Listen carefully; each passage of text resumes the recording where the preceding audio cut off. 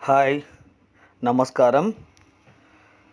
భగవాన్ శ్రీకృష్ణుని యొక్క జన్మ వృత్తాంతానికి సంబంధించినటువంటి శ్రీకృష్ణ కథామృత సారాన్ని మీకు వినిపించాలని అనుకుంటున్నాను.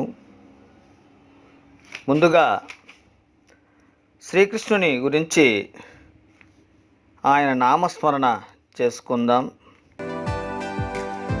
కృష్ణ కృష్ణ కృష్ణ కృష్ణ కృష్ణ కృష్ణ హే కృష్ణ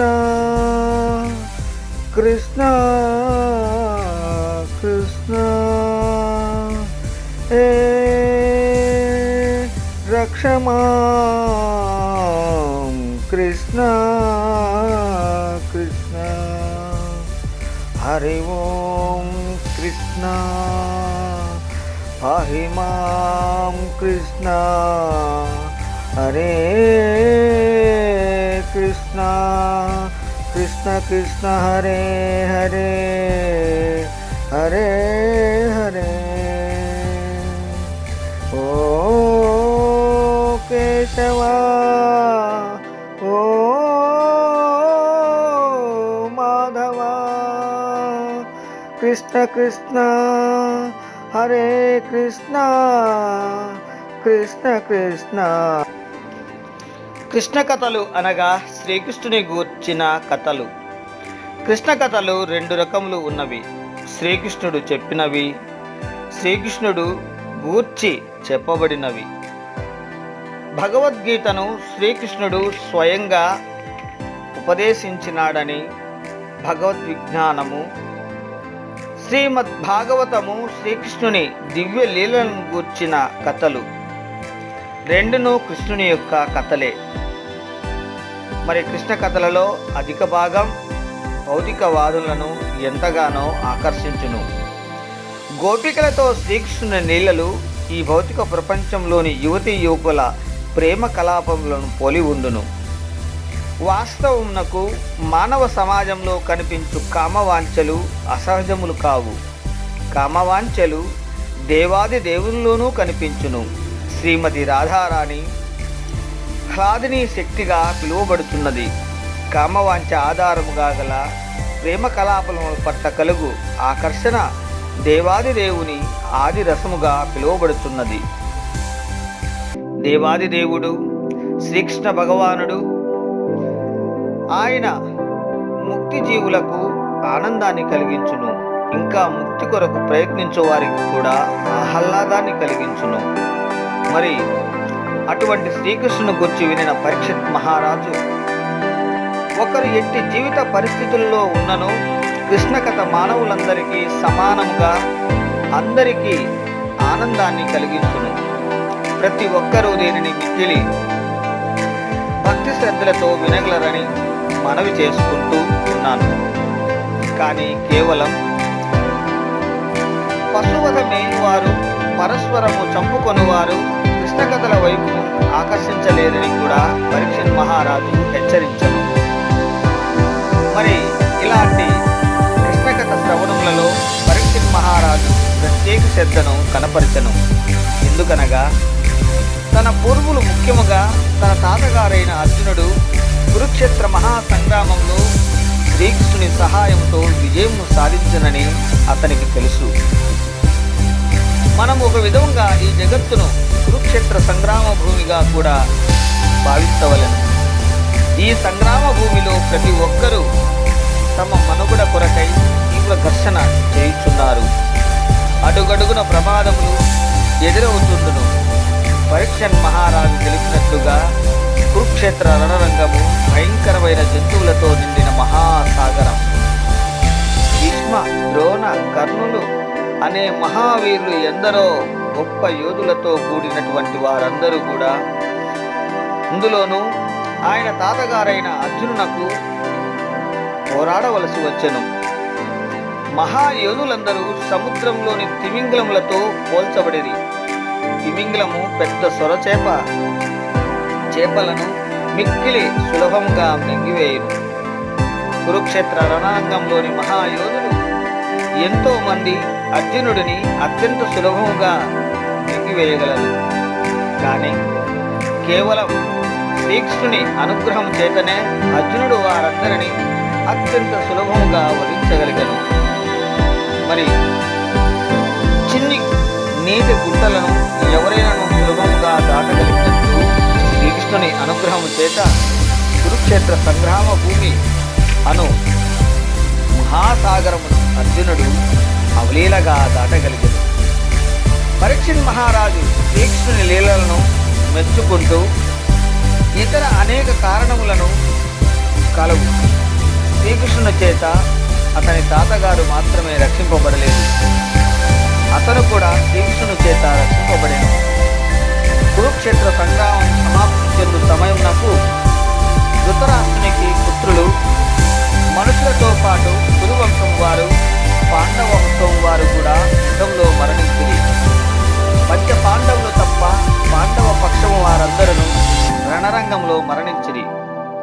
ఆ సమయంలో పరీక్షిత్ మహారాజు తల్లి గర్భములో ఉండెను. అర్జునుని పుత్రుడు తన తండ్రి అయిన అభిమన్యుడు కూడా రణరంగంలో మరణించు చేత పరీక్షిత్ మహారాజు తండ్రి మరణించిన తర్వాత జన్మించెను. మాతృగర్భంలో ఉన్నప్పుడు అతనిని కూడా వధించుటకు అశ్వత్థామ బ్రహ్మాస్త్రమును ప్రయోగించెను. పరీక్షిత్ మహారాజు తల్లి అయిన ఉత్తర రక్షించమని శ్రీకృష్ణుని ఆశ్రయించినప్పుడు పరమాత్మ రూపంలోని శ్రీకృష్ణుడు ఆమెకు గర్భస్రావము కలుగు ప్రమాదం కలదని గ్రహించి ఆవిడ గర్భంలోకి ప్రవేశించి శిశువుగా ఉన్నట్టి పరీక్షిత్ మహారాజును రక్షించెను. పరీక్షిత్ మహారాజు గర్భంలో ఉన్నప్పుడు స్వయముగా విష్ణువు చేత రక్షింపబడుట చేత అతనికి విష్ణురాతుడు అనే మరొక నామం కూడా కలదు. శ్రీకృష్ణుడు పరమ సత్యము, దేవాది దేవుడు కనుక ప్రతి ఒక్కరూ తాము ఎట్టి స్థితిలో ఉన్నను శ్రీకృష్ణుని గురించి మరియు అతని లీలలను గురించి శ్రవణము చేయుట కానీ ఆసక్తిగా వినడం కానీ చేయవలెను. శ్రీకృష్ణుడు సర్వవ్యాప్తి కలిగినటువంటి వాడు. ప్రతి ఒక్కరి హృదయంలో నెలకొనినను అతడు తన విశ్వమున ప్రకాశించుచుండును. భగవద్గీతలో వివరించినట్లుగా శ్రీకృష్ణుడు ప్రతి ఒక్కరిని భగవద్ధామము ఆహ్వానించుట కొరకై మానవ సమాజంలో తన స్వయం స్వరూపముతో అవతరించెను. కనుక ప్రతి ఒక్కరూ శ్రీకృష్ణుని గురించి తెలుసుకున్నటకు ఆసక్తి చూపవలెను. జనులారా, కష్టకాలం ఇప్పుడు కరోనా సమయంతో అందరూ ఇంటి వద్దనే ఉన్నారు. బయట తిరగవద్దండి. ఎందుకంటే ఇది మీకు సరైన సమయం. భగవంతుని పట్ల భక్తిని ప్రదర్శించవలసినటువంటి సమయం. మీ భక్తికి ఇది ఒక పరీక్షా సమయంగా నిలుస్తుంది. కాబట్టి అందరూ భగవన్నామ స్మరణ కోసం ఈ యొక్క అజ్ఞాతవాస కాలాన్ని, అంటే ఇంటిలో నుంచి బయటికి రాకుండా ఉండే కాలాన్ని దాదాపు భగవంతుని ధ్యానంలో నిమగ్నమై ఉన్నచో మీకు ఆయురారోగ్యాలు అష్టైశ్వర్యాలు సిద్ధిస్తాయని మనవి. శ్రీ మహద్భాగవతము 9వ స్కందంలో బలదేవుడు వసుదేవుని భార్య అయిన రోహిణి గర్భం నుండి జన్మించినట్లు వివరించెను. శ్రీకృష్ణుని తండ్రి అయిన వసుదేవునకు 16 మంది పత్నులు. ఒకరిలో ఒకరు బలరాముని తల్లి అయిన రోహిణి. అయితే బలరాముడు దేవకీ పుత్రుడిగా కూడా చెప్పబడెను. కనుక అతడు దేవకి మరియు రోహిణికి ఎలా పుత్రుడు కాగలను అనేది పరీక్షిత్ మహారాజు ప్రశ్నలలో ఒకటి. దీనికి సమాధానము కాలక్రమంలోనే మనం తెలుసుకోగలం. అంతేకాకుండా శ్రీకృష్ణుడు వసుదేవసుతునిగా అవతరించగానే ఎందుకు అతడు బృందావనపు గోకులంలోని నందమహారాజు గృహంను చేర్చబడెను అని కూడా పరీక్షిత్ మహారాజు సుఖదేవ గోస్వామిని ప్రశ్నించెను. బృందావనము మధురలో శ్రీకృష్ణుడు ప్రదర్శించిన లీలలను గూర్చి కూడా పరీక్షిత్ మహారాజు తెలుసుకోదలిచెను. అంతేకాకుండా శ్రీకృష్ణుడు తన మేమగా తన మేనమామగా అయిన కంసుని ఎందుకు సంహరించెనో ఆ విషయమును తెలుసుకొనుటకు అతను ప్రత్యేక ఆసక్తి కనపరచెను. కంసుడు తన తల్లి అయిన దేవకికి సోదరుడొకట చేత శ్రీకృష్ణునకు సన్నిహిత బంధువు కదా. మరి కంసుని ఎందుకు శ్రీకృష్ణుడు సంహరించెను? మానవ సమాజంలో శ్రీకృష్ణుడు ఎంతకాలం నివసించెను? ద్వారకా రాజ్యమును అతడు ఎన్ని సంవత్సరాలు పాలించెను? ఎందరు భార్యలను అతను స్వీకరించినని కూడా పరీక్షిత్ మహారాజు ప్రశ్నించెను. క్షత్రియునకు భార్యలు ఒకరికంటే ఎక్కువ మంది ఉండవచ్చును కనుక పరీక్షిత్తు శ్రీకృష్ణునకు ఎందరు భార్యలని ప్రశ్నించెను. పరీక్షిత్ మహారాజు అడిగిన పై ప్రశ్నలకు ఇతర ప్రశ్నలకు సుఖదేవ గోస్వామి తెలిపిన సమాధానములు మనకు ఈ యొక్క గ్రంథంలో లభించును. పరీక్షిత్ మహారాజు మరియు సుఖదేవ గోస్వాముల స్థితి అద్వితీయమైనటువంటిది. పరీక్షిత్ మహారాజు శ్రీకృష్ణుని దివ్యలీలను శ్రవణం చేయుటకు తగిన వ్యక్తి. సుఖదేవ గోస్వామి ఆ దివ్యలీలను వర్ణించుటకు తగిన వ్యక్తి. అటువంటి దివ్య వ్యక్తుల కలయిక సంభవించగానే శ్రీకృష్ణుని కథ ఆవిర్భవించబడును. ఇటువంటి సంభాషణల ద్వారా జనులు అత్యధిక ప్రయోజనమును పొందగలరు. పరీక్షిత్ మహారాజు గంగా తీరమున ఆహార పానీయములు విడిచి దేహత్యాగము కొరకు సిద్ధమైనప్పుడు సుఖదేవ గోస్వామి అతనికి ఈ కథలను వివరించెను. కృష్ణ కథా శ్రవణం చేత తాను అలసిపోనని సుఖదేవ గోస్వామికి విశ్వాసము కలిగించుట కొరకై పరీక్షిత్ మహారాజు ఆకలి దప్పులు సామాన్య మానవునకు లేదా నాకు బాధను కలిగించవచ్చును, కానీ కృష్ణ కథలు మిక్కిలి మనోహరముగా ఉండుట చేత ఎట్టి అలసట లేకుండా ఎవరైనను వాటిని వినగలరు. ఎందుకనగా అట్టి శ్రవణము ఒకరిని ఆధ్యాత్మిక స్థితికి తీసుకుని వెళ్ళి ఉద్ధరించును అని స్పష్టముగా తెలిపెను. కృష్ణ కథను పరీక్షిత్ మహారాజు వలె శ్రద్ధగా శ్రవణం చేయువారు మిక్కిలి అదృష్టవంతులని తెలుస్తున్నది. పరీక్షిత్ మహారాజు ఏ క్షణంలోనైనా తనకు సంభవించు మృత్యువు కొరకు నిరీక్షించుచుండెను కనుక అతడు ప్రత్యేకించి కృష్ణకథా శ్రవణమును పూనుకొనెను. ఈ జీవితముకు ఎట్టి హామీ లేదు. ఏ క్షణంలోనైనా మానవుడు మృత్యువాత పడవచ్చును. ఒకరు యువకుడైనను వృద్ధుడైనను అలాగే పసిపాప అయినను మృత్యువు కబలించవచ్చును. కనుక మృత్యువు సంభవించక మునిపే మనము పూర్తి కృష్ణ చైతన్యవంతులం కావలెను. పరీక్షిత్ మహారాజు తన మృత్యు సమయంలో సుఖదేవ గోస్వామి నుండి శ్రీమద్ భాగవతమును శ్రవణము చేయుచుండెను. పరీక్షిత్ మహారాజు కృష్ణ కథా శ్రవణము పట్ల తన దృఢవాంఛను ప్రకటించినప్పుడు సుఖదేవ గోస్వామి ఎంతగానో ఆనందించెను. భాగవత కథకులందరిలోకి సుఖదేవ గోస్వామి ఉత్తమోత్తముడు కనుక అతడు ఈ కలియుగంలో సకల అమంగళములను ధ్వంసము చేయు శ్రీకృష్ణ లీలలను వర్ణించనారంభించెను. శ్రీకృష్ణ భగవానుని అవతరణం. ఒకప్పుడు ఈ భూలోకంలో క్షత్రియులుగా చలామణి అవుతున్న రాక్షస ప్రవృత్తి గల రాజులు పరిపాలనలో అనవసరమైన వారి సైన్యముల భారముతో భూమి కృంగిపోవుచుండెను. ప్రపంచమంతటా అలజడు చెలరేగెను. ఈ భూమికి అధిష్టాన దేవత అయిన భూదేవి రాక్షస ప్రవృత్తి గల రాజుల చేత తనకు కలుగుతున్న ఉపద్రవమును గూర్చి విన్నవించుట కొరకై బ్రహ్మదేవుని వద్దకు వెళ్ళెను. భూదేవి గోరూపమును ధరించి కన్నుల నీరు కారుస్తూ బ్రహ్మదేవుని ఎదుట నిలుచుండెను. నిస్సహాయురాయులైన భగవానునికి విన్నవించెను. భూదేవి విన్నపమును ఆలకించిన బ్రహ్మదేవుడు బాధతో వెంటనే విష్ణు భగవానుడు నివసించు క్షీర సముద్రమునకు బయలుదేరెను. ఆయన వెంట శివుడు మొదలైన దేవతలు భూదేవి కూడా బయలుదేరిరి. బ్రహ్మదేవుడు క్షీర సముద్రమును చేరి పూర్వము దివ్య వరాహావతారమును దాల్చి భూమిని ఉద్ధరించిన విష్ణు భగవానుని స్తుతించసాగెను. వేద మంత్రములలో పురుష సూక్తము అను ప్రత్యేక స్తోత్రము కలదు. సాధారణముగా దేవతలు దేవాది దేవుని విష్ణువును పురుష సూక్తముతో స్తోత్రం చేస్తూ ఉంటారు. ప్రతి లోకమునకు సంబంధించిన అధిష్టాన దేవత తన లోకమునకు అశాంతి ఏర్పడినప్పుడు ఈ విశ్వమును అధినేత అయిన బ్రహ్మదేవుని దర్శించుట పరిపాటి. బ్రహ్మదేవుడు దేవాది దేవుని విష్ణువును నేరుగా కాకుండా క్షీర సముద్ర తీరమున నిలిచి సంప్రదించవచ్చును. ఈ విశ్వములోనే శ్వేతదీపమును లోకం కలదు. ఇందులో క్షీర సముద్రము కలదు. ఈ భూలోకంలో లవణ సముద్రములు ఉండునట్లు ఇతర లోకముల్లోనూ వివిధ రకాల సముద్రములు కలవని వైదిక సాహిత్యం నుండి మనకు కొన్ని విషయాలు తెలుస్తున్నవి.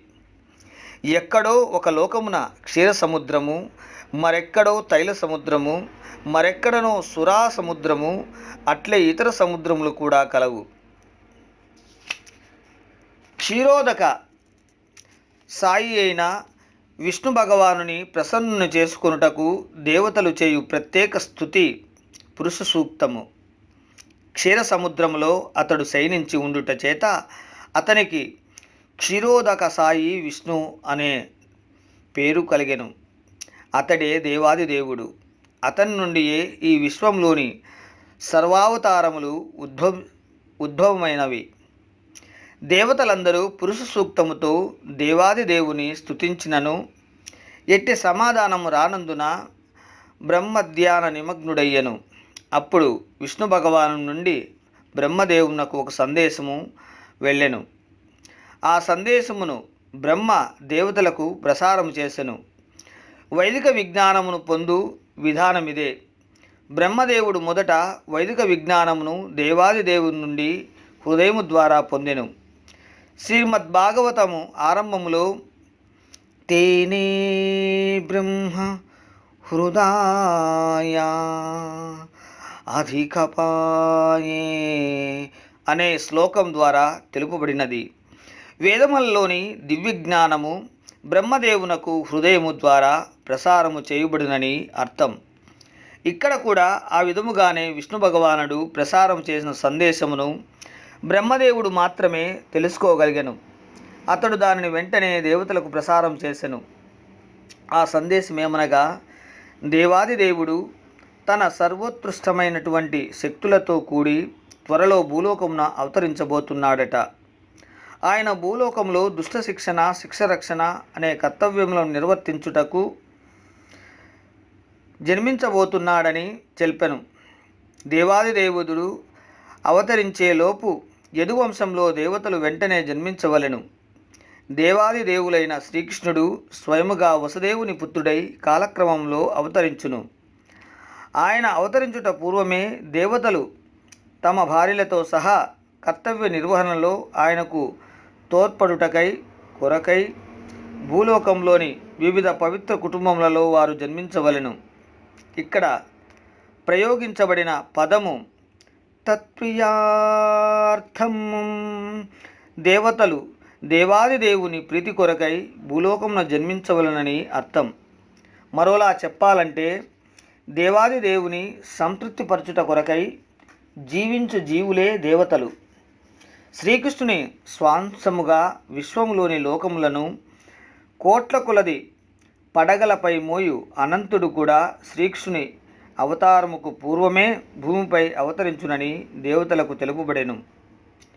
బద్ధ జీవులను మోహితులను చేయు విష్ణువు బహిరంగ శక్తి అంటే మాయ కూడా దేవాది దేవుని ఆదేశానుసారం అతని లక్ష్యమును నెరవేర్చుటకై అవతరించునని వారికి తెలుపబడెను.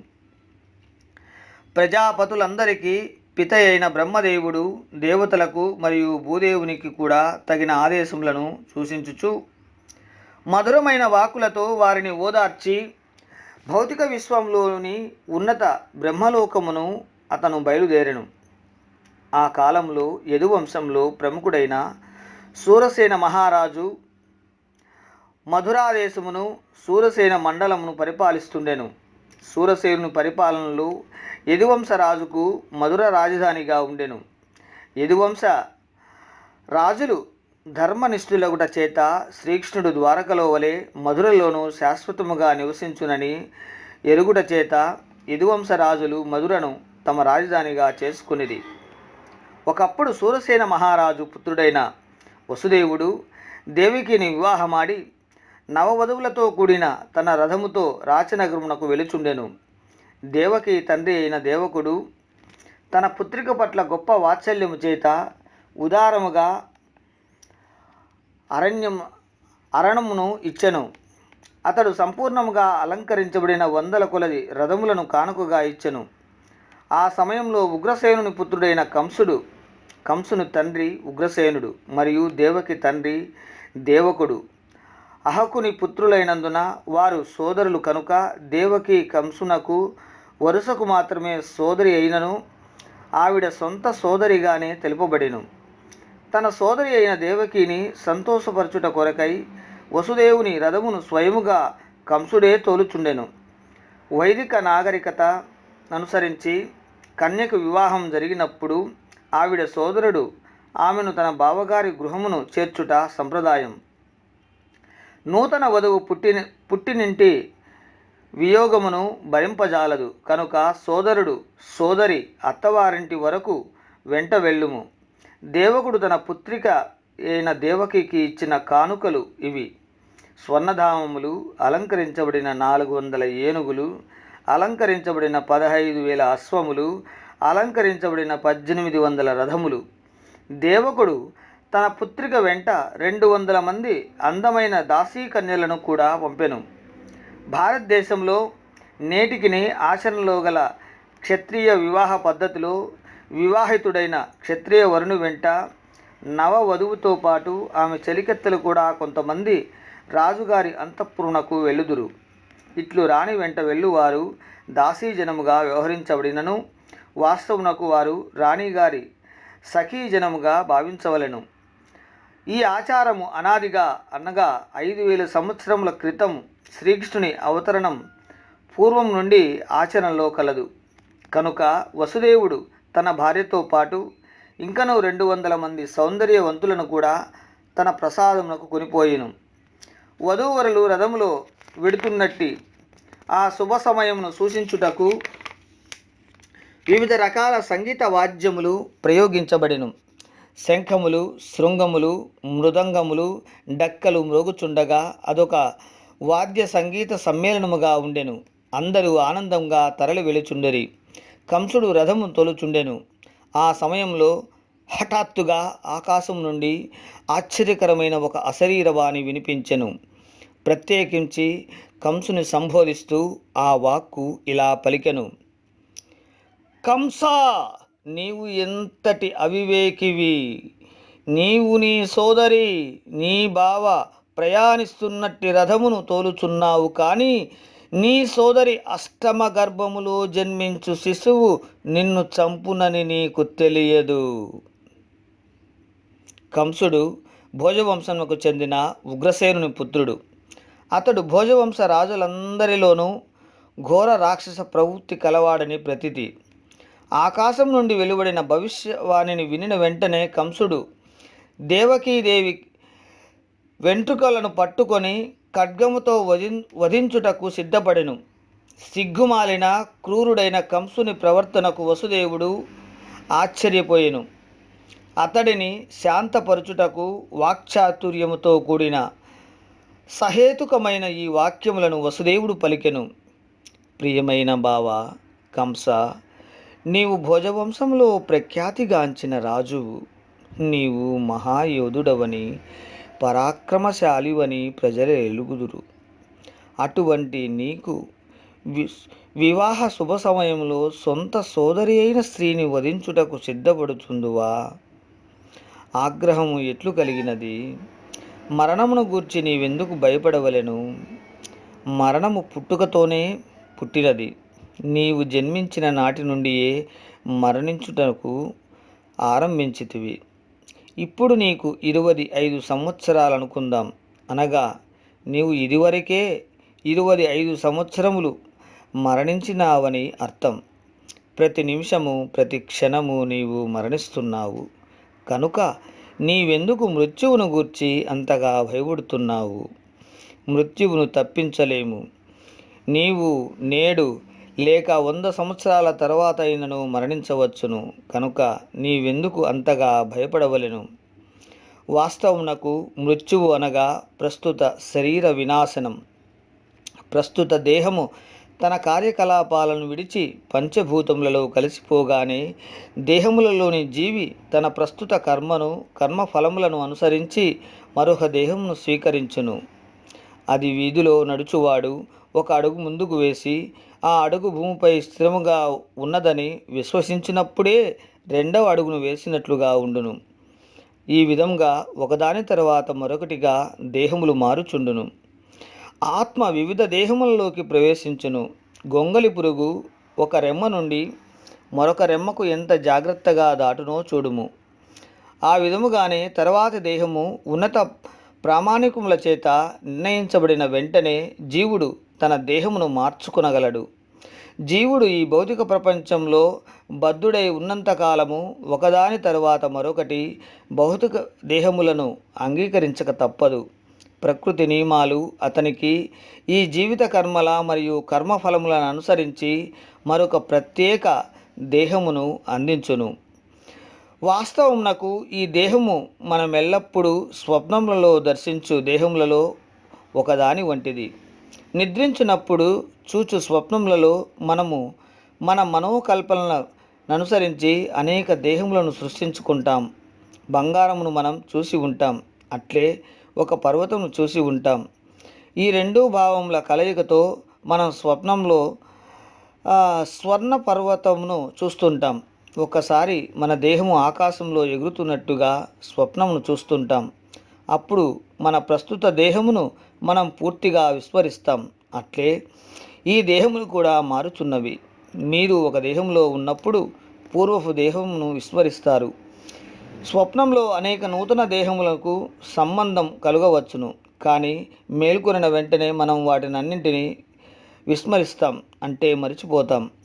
వాస్తవమునకు ఈ భౌతిక దేహములన్నీ మన మనస్సులో నుంచి వచ్చినటువంటి ఊహలకు, అంటే కల్పనలకు సృష్టియే. అయినను మన ప్రస్తుతం క్షణములో మన పూర్వపు దేహాలను తిరిగి గుర్తుకు తెచ్చుకోలేము. మనస్సు స్వభావము చంచలం. ఇది ఒక సమయంలో ఒక విషయమును అంగీకరించును మరియు మరుక్షణములో దానిని నిరాకరించును. ఇంద్రియ శక్తికి సంబంధించిన రూప, రస, గంధ, శబ్ద, స్పర్శలైన ఐదింటిని అంగీకరించుట, నిరాకరించుట మనస్సు పద్ధతి. కాల్పనిక పద్ధతిలో మనస్సు పంచేంద్రియాలతో సంబంధం ఏర్పరచుకొని తాను కోరిన ప్రత్యేక దేహమును జీవుడు పొందును. కనుక ఈ దేహము ప్రకృతి నియమాల చేత మనకు ప్రసాదించబడినట్టిది.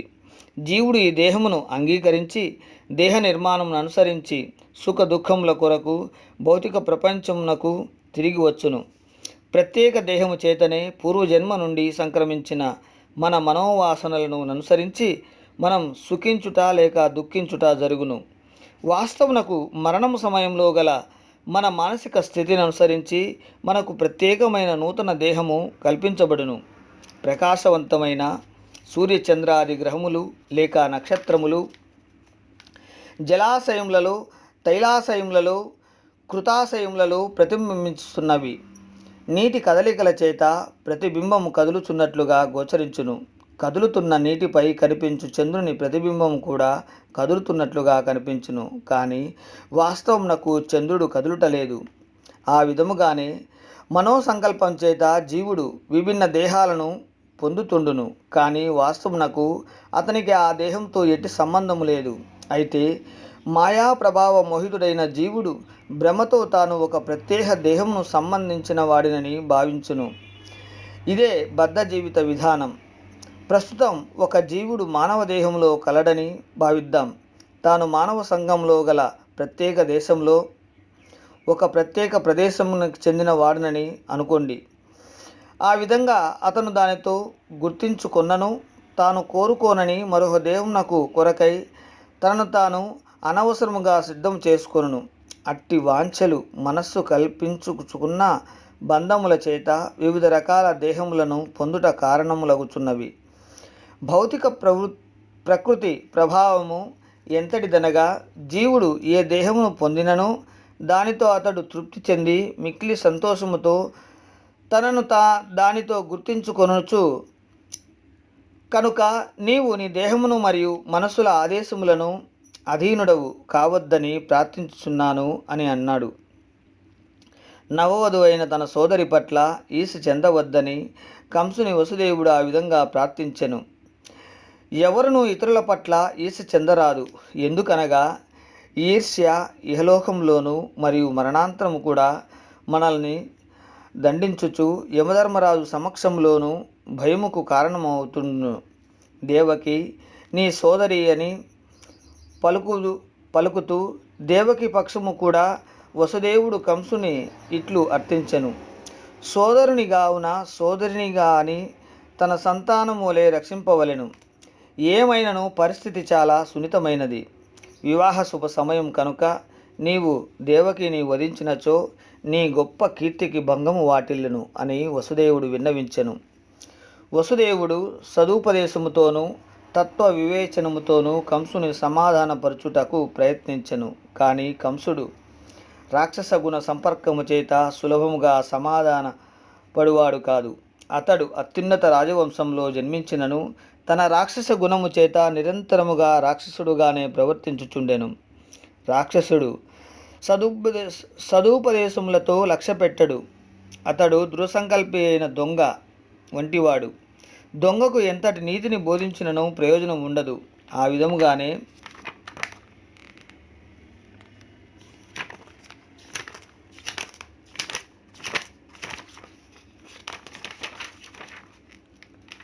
విధముగానే స్వాభిముఖం చేత అసుర ప్రవృత్తి, నాస్తిక ప్రవృత్తి కలవారు సదుపదేశములు ఎంత ప్రామాణికులైనను వారిని వారు గ్రహించలేరు.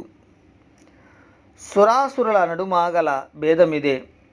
సదుపదేశములను విని తదనుగుణంగా జీవితమును గడుపుటకు ప్రయత్నించువారు దేవతలు. అట్టి సదుపదేశములను గ్రహించని వారు రాక్షసులుగా పిలువబడతారు. కంసుని శాంతపరచుటకు ప్రయత్నించి విఫలుడైన వసుదేవునకు తన భార్య అయిన దేవకిని ఎట్లు రక్షించుకోవలనో బోధపడలేదు. ప్రమాదం ఎదురైనప్పుడు ఆ ప్రమాద స్థితిని ఎదుర్కొనుటకు వివేకవంతులెవరైనను సాధ్యమైనంత వరకు ప్రయత్నిస్తూనే ఉండవలెను. బుద్ధినంతటిని వినియోగించినప్పటికీ ప్రమాద స్థితిని ఎదుర్కోలేకపోయినచో అందులో అతని తప్పేమీ ఉండదు. ప్రతి ఒక్కరూ తమ విధులను నిర్వర్తించుటకు శాయశక్తులా ప్రయత్నించవలెను. వారి ప్రయత్నములు విఫలమైనను అందులో వారి దోషమేమీ ఉండదు. ప్రస్తుతం ఏదో రకముగా దేవకి జీవితమును కాపాడవలెను. సంతానము కలిగిన పిమ్మట తిరిగి ఎట్టు కాపాడుకోవలెనో అప్పుడు ఆలోచించవచ్చునని వసుదేవుడు తన భార్య విషయమై ఆలోచించెను. ఇంకా ఈ విధంగా ఆలోచించెను. కంసుడు సంభవించినట్లుగా కంసుని వధించగల పుత్రుడు కలిగినచో దేవకి మరియు పుత్రుడు ఎలాగైనను రక్షింపబడుదురు. విధి బలీనమైనందున ప్రస్తుతము ఏదో రకముగా దేవకి జీవితమును రక్షించవలెను. ఏదో ఒక వృక్షమును అరణ్యములోని దావాగ్ని అంటుకొని ఎట్లు దహించి వేసినను విషయమును ఖచ్చితంగా చెప్పలేనట్లుగానే జీవుడు కూడా ఎటువంటి ప్రత్యేక దేహమును ధరించినను విషయమును ఖచ్చితంగా చెప్పలేడు. అరణ్యంలో దావానంలాగా చెలరేగినప్పుడు గాలి వీచుటను బట్టి మంటలు ఒక వృక్షం నుంచి మరొక వృక్షమునకు అంటుకొనుచుండును. అట్లే జీవుడు తన ధర్మమును నిర్వర్తించినప్పుడు ఎంత జాగ్రత్తగా తీసుకొనినను మరుసటి జన్మలో ఎట్టి దేహము లభించునో ఎరుగుట మిక్కిలి కష్టము. భరత మహారాజు ఆత్మసాక్షాత్కార పద్ధతిని మిక్కిలి శ్రద్ధగా నిర్వర్తించుచుండెను. ఏదో ఒక విధంగా అతనికి ఒక జింకపై తాత్కాలికమైన మమకారం ఏర్పడ చేత అతనికి మరుసటి జన్మలో జింక దేహమును అంగీకరించవలసి వచ్చెను. వసుదేవుడు తన భార్యను ఎట్లు కాపాడుకోనవలనని ఆలోచించి కంసుడు గొప్ప పాపాత్ముడైనను అతనితో మిక్కిలి గౌరవముగా పలుకసాగెను.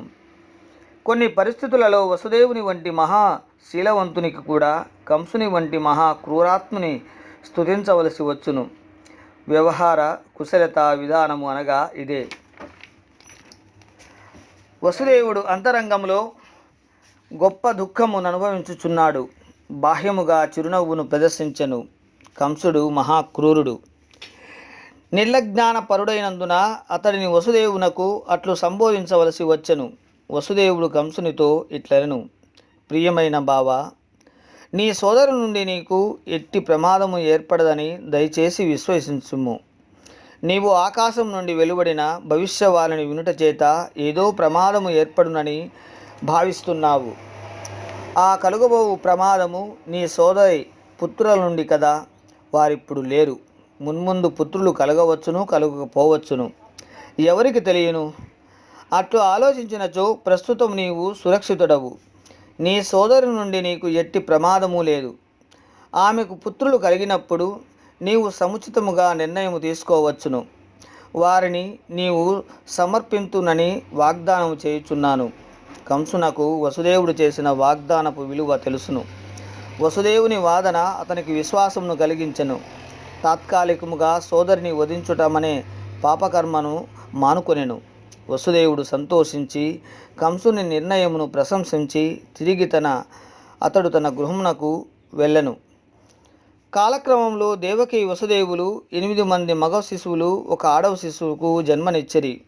ప్రథమ పుత్రుడు జన్మించగానే వసుదేవుడు తన వాగ్దానం ప్రకారముగా ఆ శిశువును కంసునకు అప్పగించెను.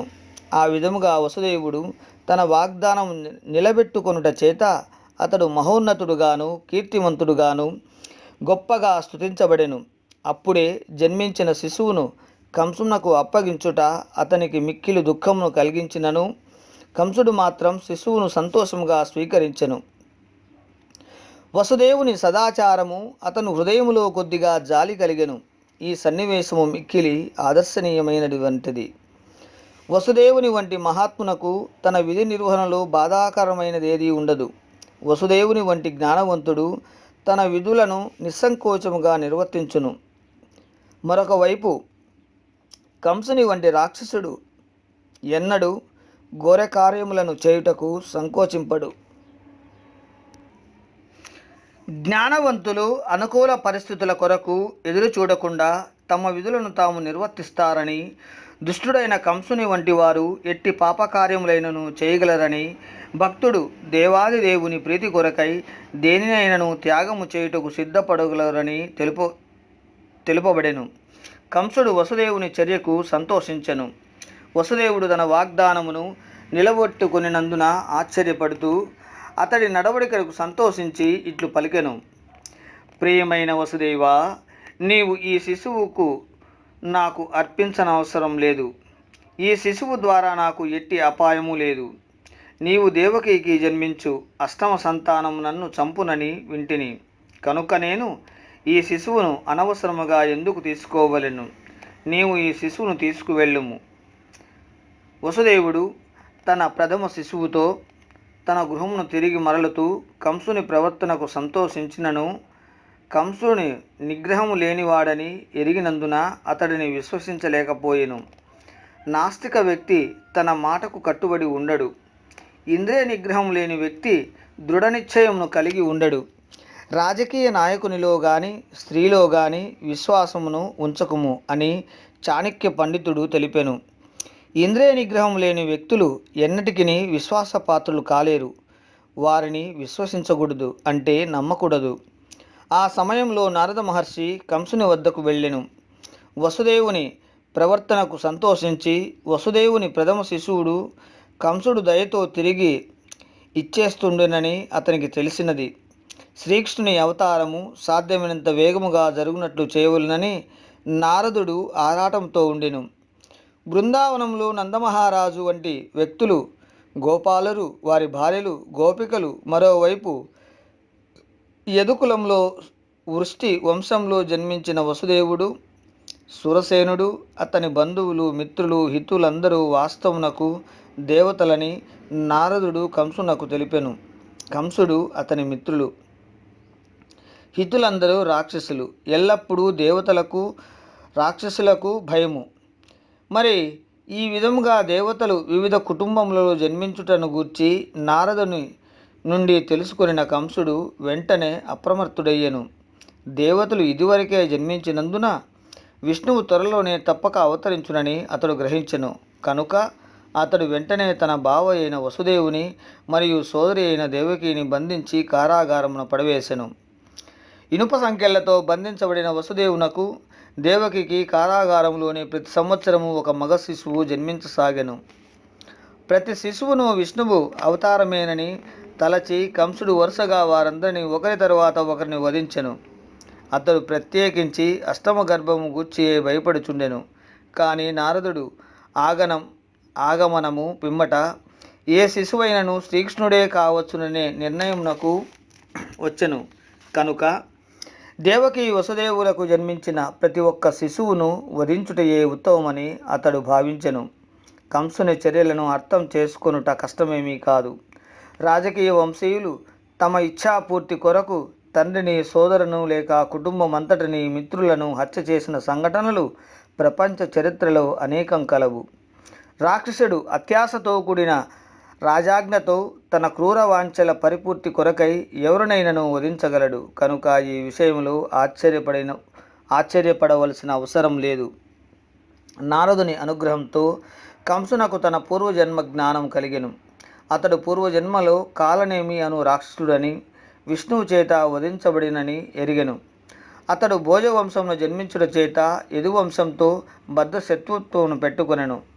శ్రీకృష్ణుడు యదువంశంలో జన్మించబోనున్నందున తాను గత జన్మలో వధించబడినట్లే మరలా శ్రీకృష్ణుని చేత వధింపబడుదునని మరింత అధికముగా భయపడసాగెను. అతడు మొట్టమొదట యదుభోజాంధక వంశమునకు రాజైన తన తండ్రి ఉగ్రసేనుని చెరసాలలో బంధించెను. వసుదేవుని తండ్రి అయిన సురసేనుని బంధించి అతని రాజ్యమును కూడా ఆక్రమించెను. అతడే ఆ ప్రాంతములకు అన్నింటినీ రాజునని స్వయంగా ప్రకటించుకొనెను. రెండవ భాగం. దేవకీ గర్భస్థుడైన శ్రీకృష్ణుని దేవతలు స్తుతించుట.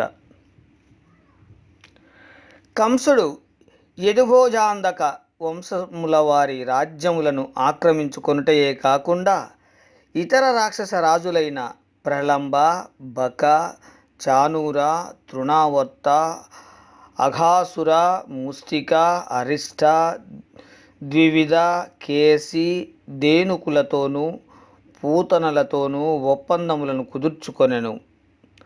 ఆ సమయంలో జరాసంధుడు మగధ రాజ్యమును రాజుగా ఉండెను.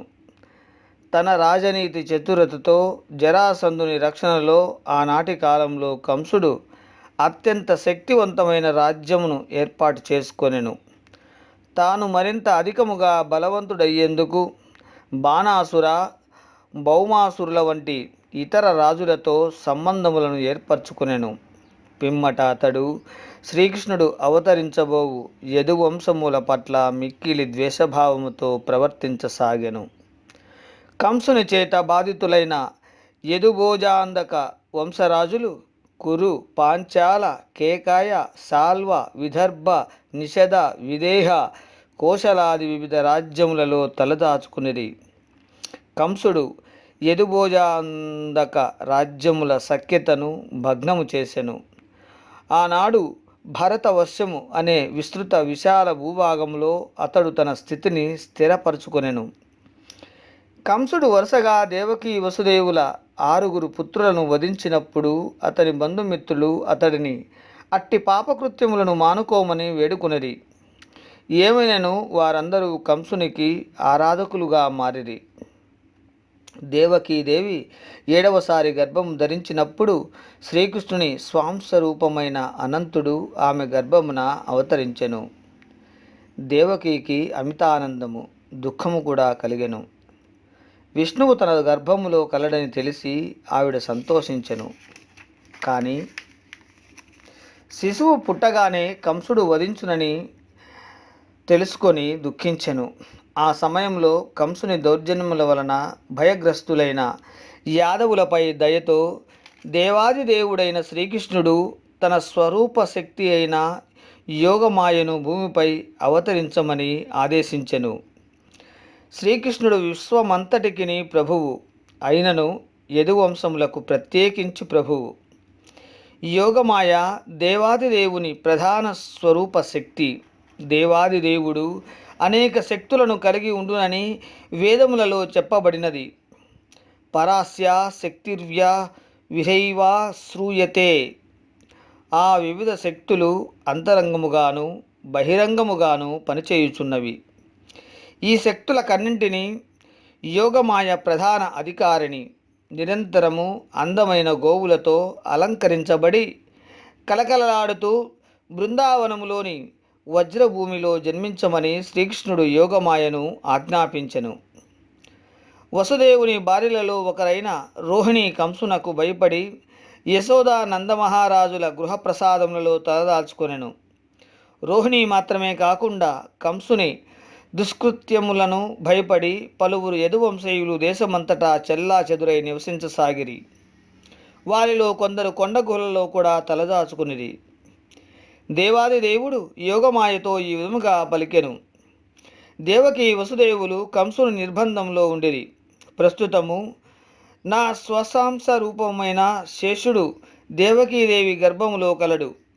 నీవు శేషుని దేవకీ గర్భము నుండి రోహిణి గర్భమునకు మార్చుటకు ఏర్పాట్లు చేయుము.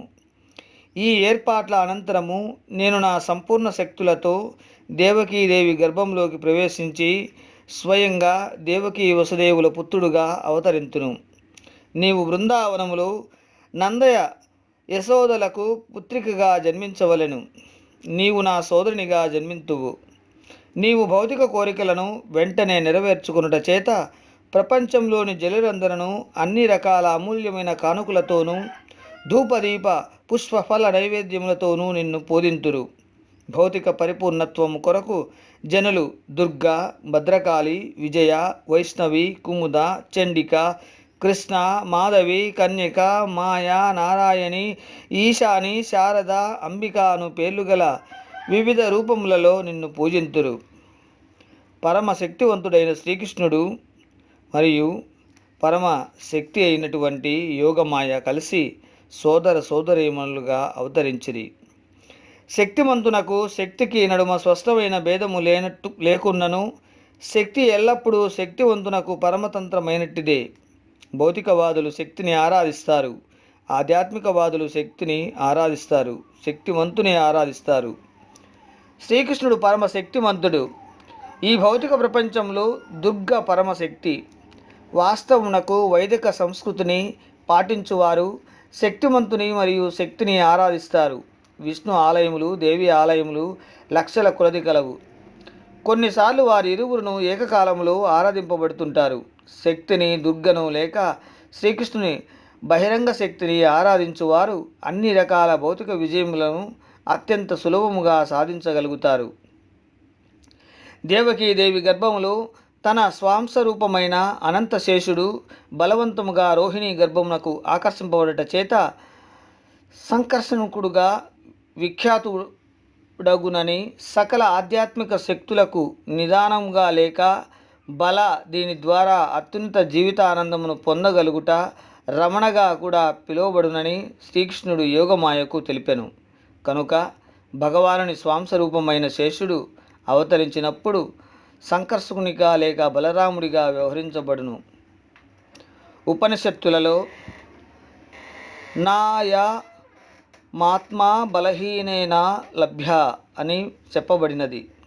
ఎవరును బలరాముని అనుగ్రహం లేకుండా ఏ విధమైన ఆత్మ సాక్షాత్కారమును పొందలేరని దీని భావం. బల అనగా దేహబలము కాదు. దేహబలముతో ఎవ్వరును ఆధ్యాత్మిక పరిపూర్ణత్వమును సాధించలేరు. బలరాముడు లేక సంకర్షకుడు అనుగ్రహించు ఆధ్యాత్మిక బలము కావలను. సకల లోకములను వాని వాని విభిన్న స్థానములలో భరించువాడు శేషుడు. ఈ భరణ శక్తియే భౌతికముగా గురుత్వాకర్షణ శక్తిగా పిలువబడుచున్నది. కానీ వాస్తవమునకు ఇది సంకర్షణుని యొక్క శక్తియే. బలరాముడు లేక సంకర్షణుడు ఆధ్యాత్మిక శక్తి లేక ఆది గురువు. కనుక బలరాముని అవతారమైన నిత్యానంద ప్రభువు ఆది గురువు, ఆధ్యాత్మిక ఆచార్యుడు, ఆధ్యాత్మిక శక్తిని సమకూర్చు దేవాది దేవుడైన బలరాముని ప్రతినిధి. అంతేకాక ఆధ్యాత్మిక ఆచార్యులు కృష్ణానుగ్రహ స్వరూపమని శ్రీ చైతన్య చరితామృతంలో నిర్ధారించి చెప్పడం జరిగింది. ఈ విధంగా దేవాది దేవుని చేత ఆదేశించబడిన యోగమాయ ఆయన్ను ప్రదక్షిణం చేసి ఆయన ఆజ్ఞానుసారం భౌతిక ప్రపంచంలో అవతరించెను.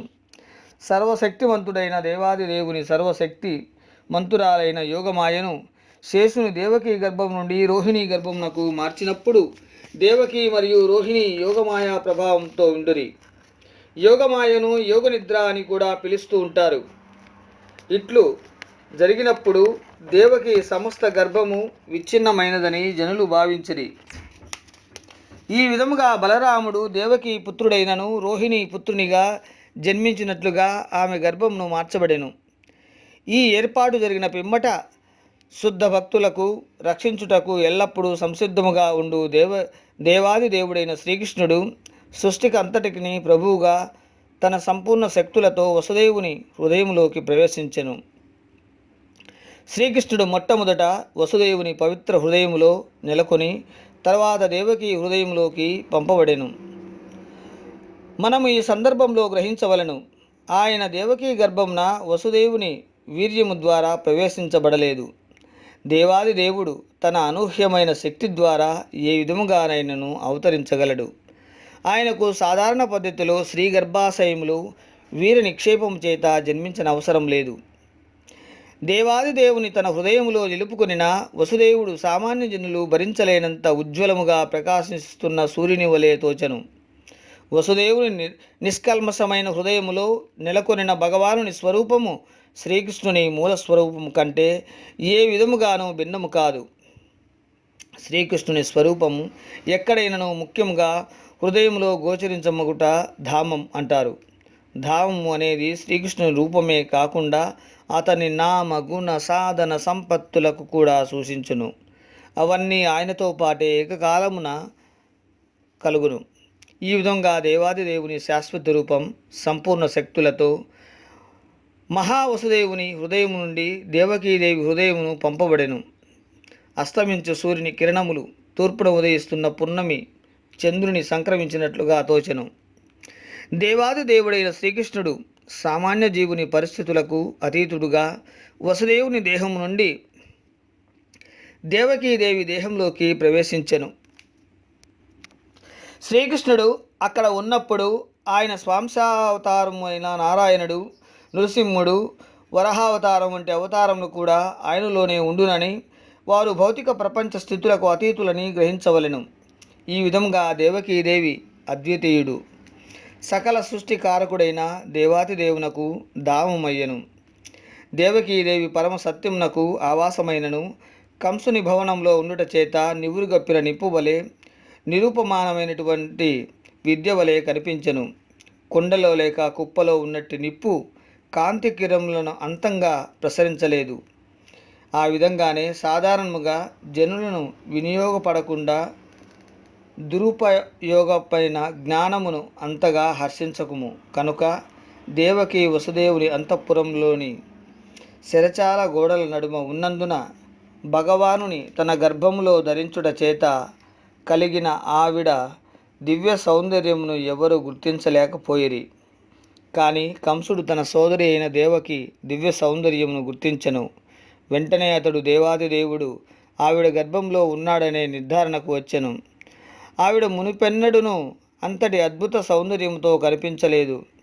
దేవకి గర్భములో అద్భుతమైనదేదో కలదని అతడు స్పష్టంగా గ్రహించెను.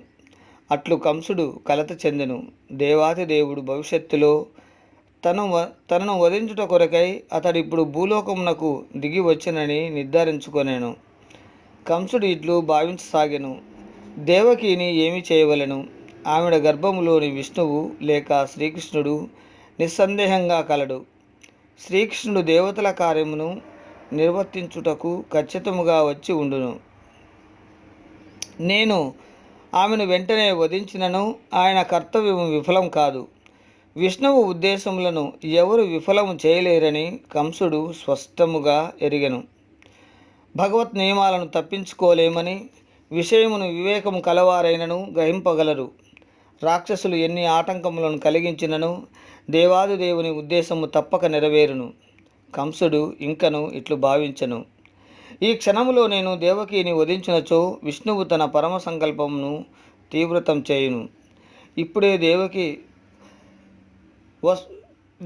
దేవిని వధించుటమనేది మిక్కిలి క్రూరచర్య.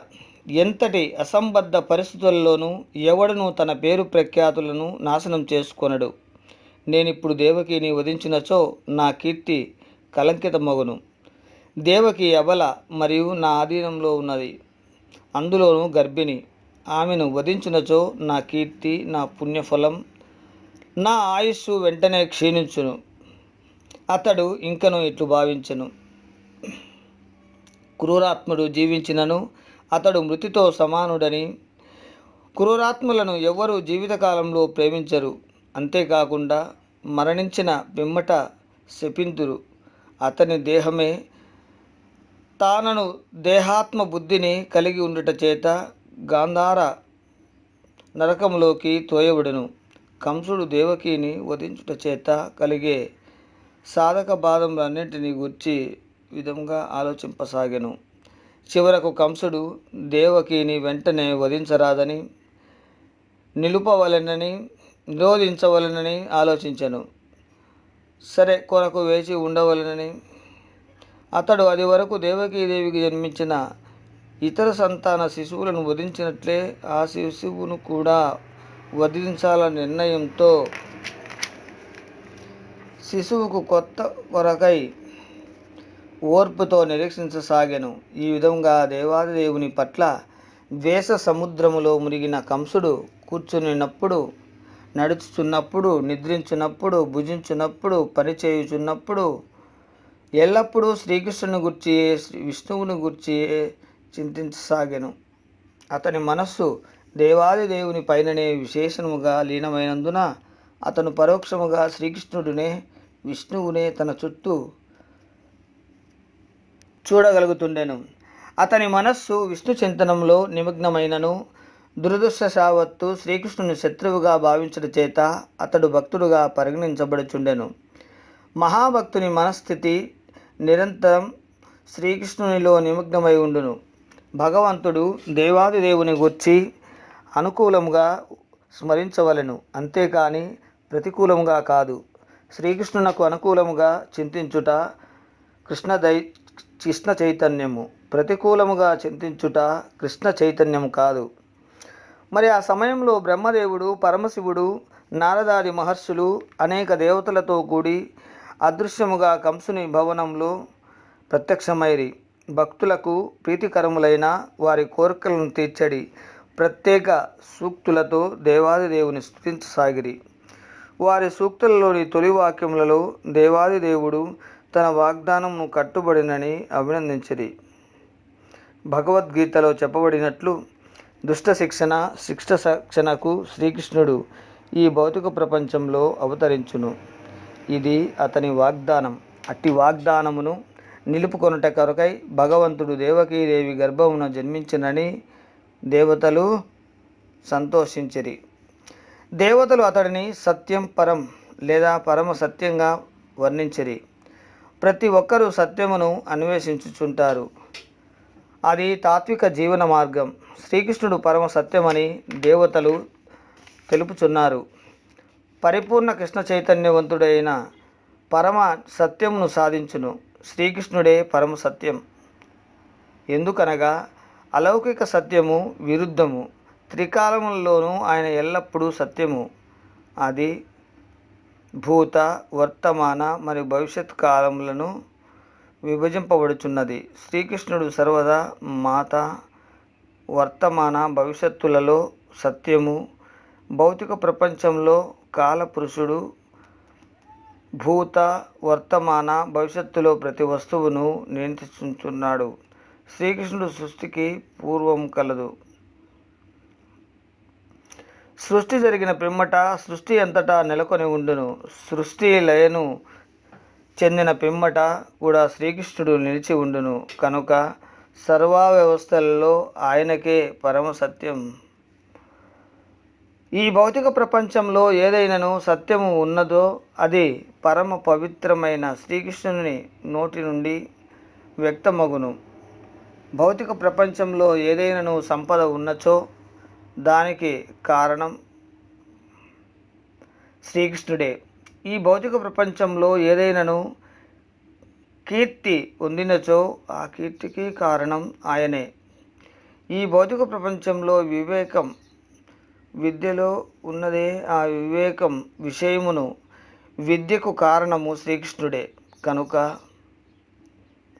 సత్యములన్నింటికీ మూలం భూమి, జలము, అగ్ని, వాయువు, ఆకాశం అనే ఈ పంచభూతములను భౌతిక ప్రపంచంతో రూపొందించెదరు. ఈ పంచభూతకముల శ్రీకృష్ణుని నుండి వెలువడినవే మూడు పంచక రకాల భూతములు వ్యక్తమైన భౌతిక ప్రపంచంలో కారణమని భౌతిక విజ్ఞాన శాస్త్రజ్ఞులు అంగీకరించారు. కానీ ఈ 100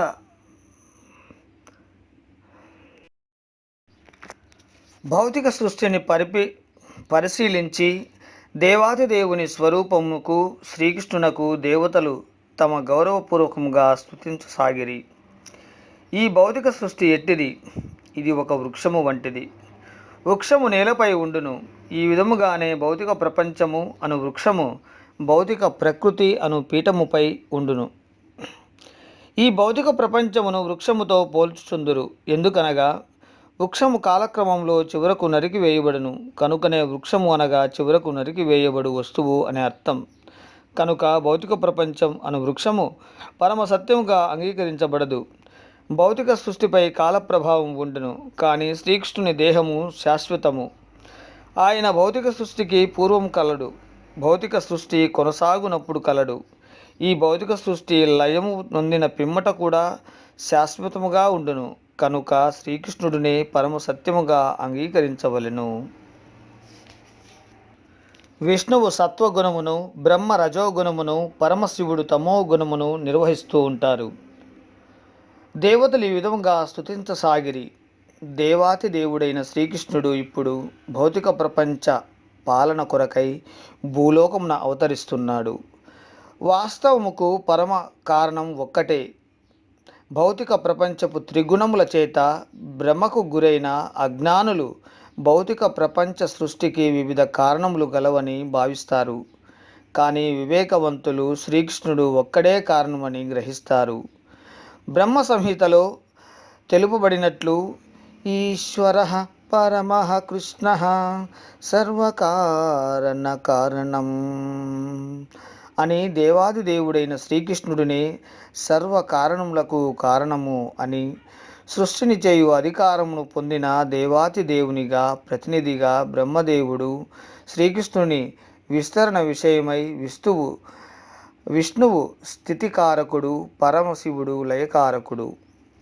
దేవతలు ఇంకను ఇట్లా ప్రార్థించిరి: ప్రభు, నీ శాశ్వత స్వరూపమును ఎరుగుట మిక్కిలి కష్టము. జనులు సాధారణముగా నీ వాస్తవ స్వరూపమును ఎరుగలేకున్నారు. కనుక నీ శాశ్వత అధిరూపమును వారికి ప్రదర్శించుట కొరకై నీవు స్వయముగా భూలోకంలో ఉండువు. జనులు నీ వివిధ రకాల అవతారములను ఏదో రకముగా తెలుసుకొని కోరుచున్నారు. కానీ మానవ రూపంలో తమలో ఒకటిగా ద్విభుజములలో సంచరించు శ్రీకృష్ణుని శాశ్వత దివ్య స్వరూపమును ఎరుగలేక దిగ్భ్రాంతికి గురవుతున్నారు. భగవానుడవైన నీవు శాశ్వత స్వరూపము భక్తులకు నిరంతర దివ్యానందమును వృద్ధి చేయుచున్నావు. కానీ భక్తులు కాని వారికి ఈ స్వరూపము మిక్కిలి ప్రమాదభరితమైనది.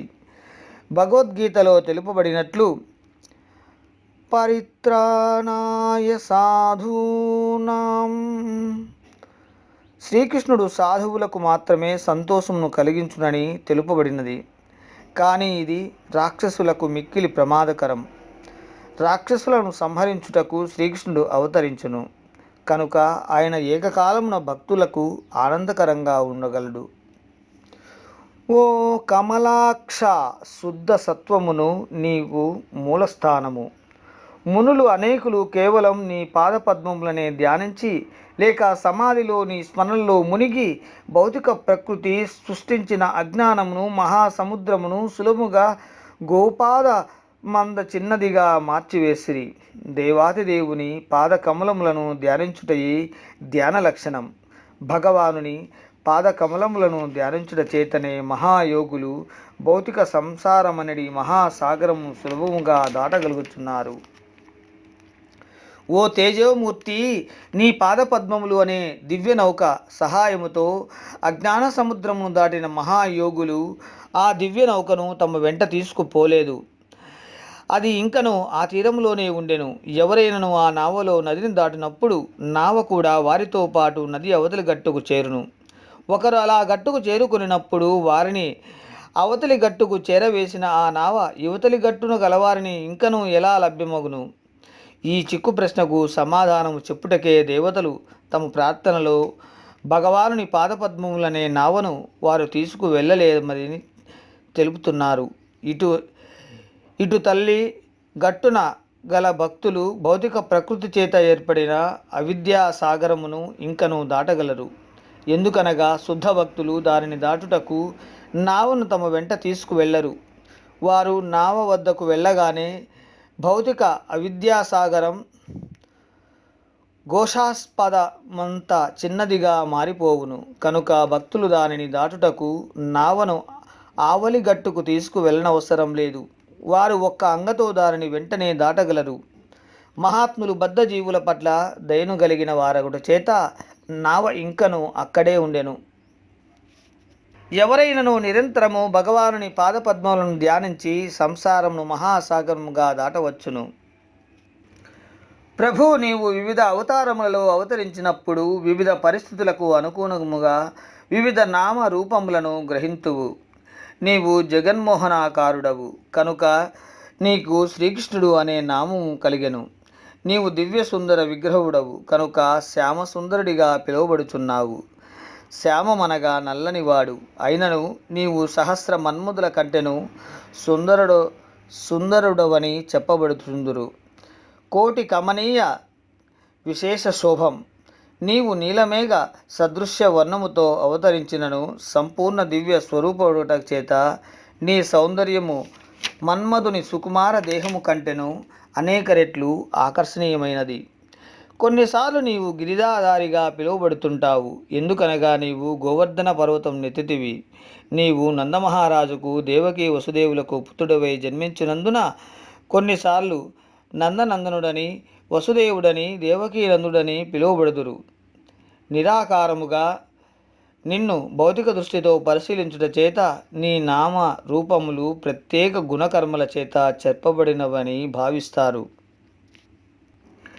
తల్లి దేవకీమాత, నీ గర్భములోని దేవాదిదేవుడు తన సమస్త పూర్ణాంశ విస్తరణలతో అవతరిస్తున్నాడు. ఆయన ఆదిపురుషుడైన దేవాదిదేవుడు మన కళ్యాణార్థం అవతరిస్తున్నాడు కనుక నీవు భోజవంశరాజైన నీ సోదరుని గూర్చి భయపడనవసరం లేదు. ఆదిపురుషుడు దేవాదిదేవుడైన నీ పుత్రుడు కృష్ణుడు పవిత్రమైన యదువంశమును రక్షించుట కొరకు అవతరించును. దేవాదిదేవుడు ఒంటరిగా కాకుండా తన స్వాంశావతారమైన బలరామునితో కూడి అవతరిస్తున్నాడు. దేవకి తన సోదరుడైన కంసుని తలుచుకొని ఎంతగానో భయపడుతుండెను. ఎందుకనగా ఆమె అనేక పుత్రులను అతడు ఇదివరకే వధించి ఉండెను కనుక శ్రీకృష్ణుని విషయంలో ఆవిడ మిక్కిలి ఆందోళన చెందసాగెను. దేవతలు పత్ని సమేతులై దేవకీమాతను తరచుగా దర్శనమిస్తూ కంసుడు తన పుత్రుని వధించునని, తాను ఏ విధముగానూ భయపడిన అవసరం లేదని ఆమెకు ధైర్యం చెప్పినట్లుగా విష్ణు పురాణంలో తెలుపబడెను.